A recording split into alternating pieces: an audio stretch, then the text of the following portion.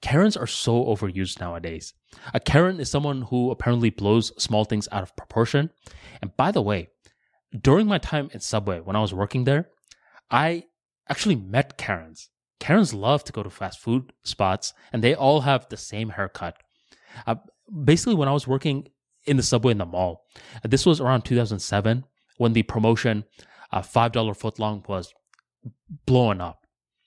But here's the annoying thing. In the Subways in the mall, they didn't have $5 footlongs for all of their subs. It was only for a specific few.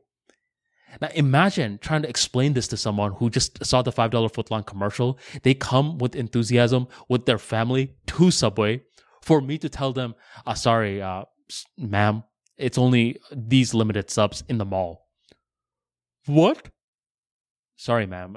For the mall Subways, it's only for $5 footlong for these limited subs. Oh, let me speak to your manager. So I saw a lot of Karens. And as time went on by, I thought, man, these people really need to be called out. And in 2020, they were getting called out. This is when the Karen movement rose.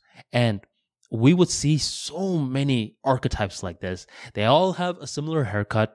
And if they don't have a similar haircut, they all have the similar personality. They're blowing small things out of proportion. They're saying stuff like, well, let me speak to your manager. And it was a bad look for them.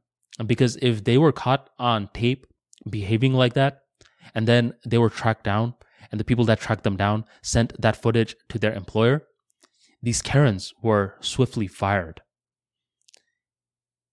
This was needed. The Karen movement was needed. And it was needed for the past 1 to 2 years. But what I noticed around 2023 is that the pendulum had swung too far. Eventually, people who weren't really Karens, they were just regular folks that were voicing their concerns due to being placed in a unjustifiable position, were viewed as Karens.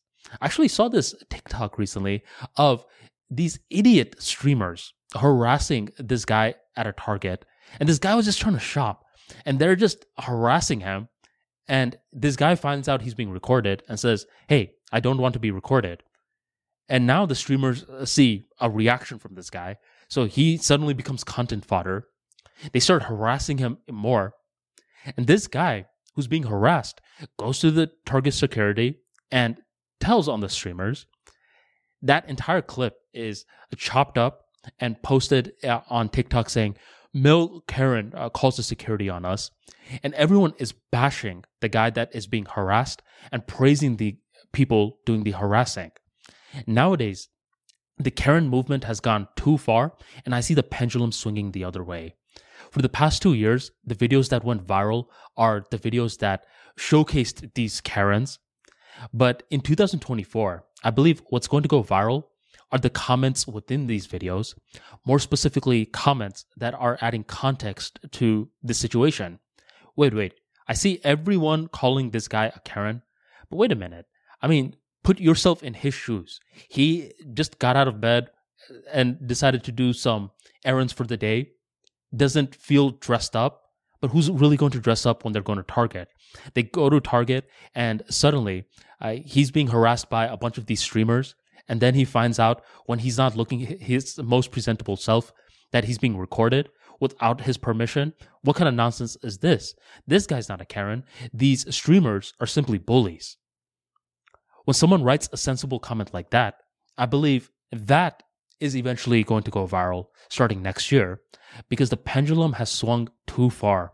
A lot of individuals who are not really Karens, they're only sticking up for themselves, are being labeled Karens, and that's not fair. Therefore, the pendulum is going to swing.